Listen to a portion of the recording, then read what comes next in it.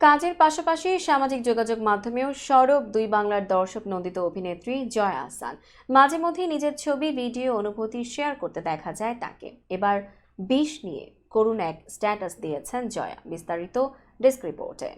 শনিবার সকালে নিজের ভেরিফাইড ফেসবুক পেজে একটি ছবি শেয়ার করে পোস্ট দিয়েছেন অভিনেত্রী। করুণ চোখে তাকিয়ে থাকা একটি মৃত কুকুরের ছবিতে লেখা, বিষ খাওয়াতে হলে বন্ধু রূপেই আসতে হয়, মানুষই পারে এই রূপ ধারণ করতে, আমার রূপ একটাই, ক্ষুধার্ত তবু বন্ধু। জয়া লিখেছেন, ক্ষুধার্ত কুকুরকে খাবার সেধে খাওয়ালেও বিষ। 6জন কুকুর ও একজন বিড়ালকে বিষ প্রয়োগে মেরে ফেলেছে জাপান গার্ডেন সিটি বিল্ডিং কমিটির লোকজন। প্রায় 5 বছর ধরে এটি তারা চেয়েছিল, পারেনি। স্থানীয় প্রাণীপ্রেমী সহ বিভিন্ন প্রাণী কল্যাণ সংস্থার প্রতিবাদে আজ ঘটনা ঘটিয়ে দিল তারা।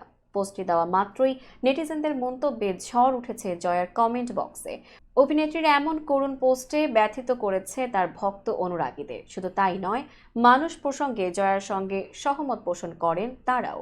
মোহাম্মদপুরের ঘটনায় ক্ষোভ প্রকাশ করে নিজের ভেরিফাইড ফেসবুক পেজে সালমান মুক্তাদির লিখেছেন, আমাদের সঙ্গে এসব কি ঘটছে? আমাদের আত্মা বলতে কিছু নেই, অনুভূতি নেই। মানুষ নিজেই জানোয়ার। পশু পাখিদের জানোয়ার ডাকার কোনো পয়েন্ট নাই এখন আর।